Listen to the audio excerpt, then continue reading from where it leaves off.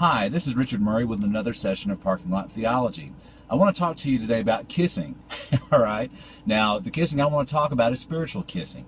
How is it that we can let the Lord kiss us in the spiritual sense? All right. Now, I want to bring up one of my favorite movies of all time, and the movie is called Hitch.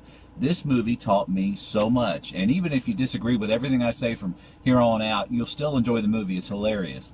It stars Will Smith, and it's about a romance expert who goes around teaching men how to be romantic, men who are locked down, just unable to, to touch the hearts of women, how they can basically court women. So one of the lessons that he gives is a lesson on how to kiss a girl goodnight.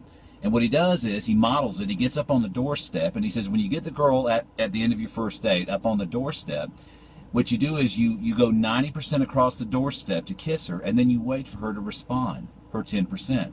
You don't force a kiss on her. You don't do everything for her, but you go toward her across the way for her to know that you're very interested and that you're focused on her. And then you allow her to respond. Now, when I saw that, it really ignited a whole ton of images in me in the spirit realm, because I started seeing that with the Lord, that, the Lord isn't coercive, and we know that. He can't coerce us to love Him. He can't make us love Him. He doesn't come 100% across the doorstep, because if He did, we would just be limp noodles, all right? We would be robots. We would be slaves, and we would just, and C.S. Lewis talked a lot about that for there to be true love, there has to be true freedom. It doesn't have to be limitless freedom, but it has to be a devotional freedom. Freedom is what oxygenates the atmosphere for love to flourish. So there has to be some element of freedom in this process. So anyhow, here's the fun part. The Lord comes 90% across the doorstep. All we do is respond. Our whole life, we love Him because He first loved us. We know Him because He first knew us. We kiss Him because He first kisses us.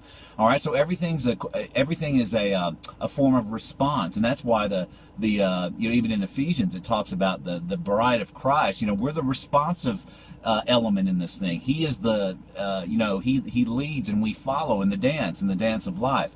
So anyhow, and I have this theory that the tithe is about 10% giving your first fruits, your first best focus to the Lord. And of course, people apply that in finances, but I'm not speaking to finances right now. I'm speaking to the heart tithe. Your heart tithe is nothing more than responding to the Lord. All right, it's our 10%. A lot of people think we need to cross the doorstep to get to the Lord. That's baloney. What we have to do is focus devotionally where we're at now. And the Hebrews had a beautiful word for this called kavana. And kavana was heart concentration that allowed you to recognize and appreciate the Lord's immediate presence, as though you were talking to the Lord face to face. That's what the rabbis taught, face to face. And when you had kavana, you could pray and you could interact with Him as though He were right here in front of you. Well, that fits perfectly in with this idea of responding our 10%. Now, Jesus is the kiss of God. It says in Proverbs, kiss the Son. He came across all the dimensions, all the cosmos to save us and to kiss us here. And all we have to do, we don't have to go up, bring Jesus down, like Romans says, or who's going to bring Jesus down, or who's going to go down to hell to bring Him up. He is here in our mouth and in our hearts. Amen. All right. So anyway, so we're here, and all our role here is to respond to Him wholeheartedly.